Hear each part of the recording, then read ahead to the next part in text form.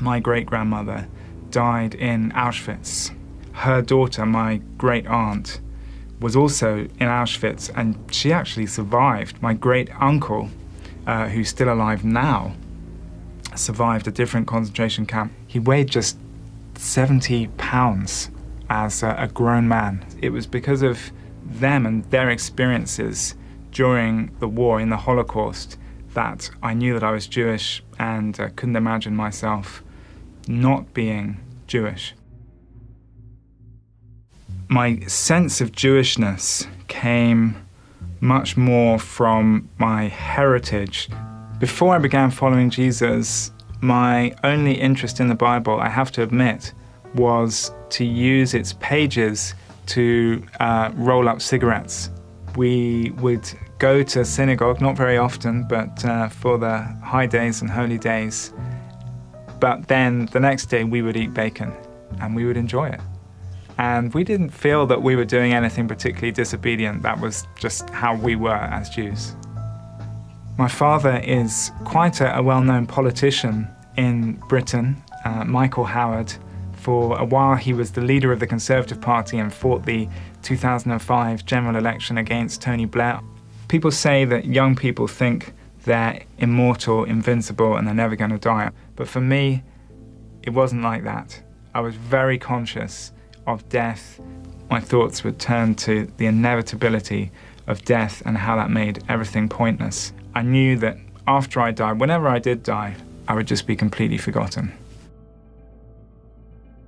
And it bothered me a huge amount when I was 13, 14, 15, to the point where occasionally it made me extremely depressed, just no joy in anything, and it weighed very heavily on me. The preparation classes for my bar mitzvah had left me cold. They were very lacking in answers to life's big questions. I hoped that there was some kind of explanation, something that would make sense of life. During this time when I was most upset about death and its inevitability, I found I would have very happy dreams. It was as if real life was black and white, while the dreams were in color. It didn't really help during the bleak daytime experience.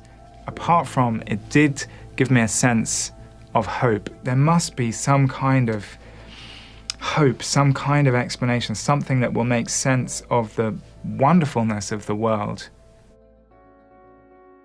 One day I went to hear a talk at school. Here are people who think they have answers, and I would like to find out what those answers are.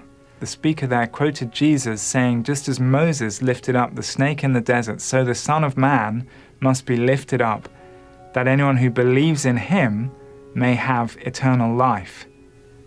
My eyes popped out of my head and I was gripped by every word he said, because he was talking about eternal life. So I went up to him after the talk and said, this sounds great, this sounds amazing, but I'm Jewish, so I suppose it's not for me. I couldn't see myself breaking with my Jewish heritage. He said, "That's not a problem at all. Jesus was Jewish. He's the Jewish Messiah, the promised Messiah of Israel. He's the one the Jewish people were waiting for centuries." This problem of death and oblivion was solved when I began following Jesus and received eternal life. I knew that there was a history of Christians persecuting Jews. Did Jesus himself want that persecution to happen? Well, of course not. To follow the Jewish Messiah, the promised Messiah, that is the most Jewish thing that anyone can do. There is nothing more Jewish than following your own Messiah. You might imagine that someone who is only ever good would be maybe a little boring, but it's not the case with Jesus. He is good, but not in a dull way. He's always getting into interesting situations. He's always saying extraordinary things which you can think about for days. And he is magnetic.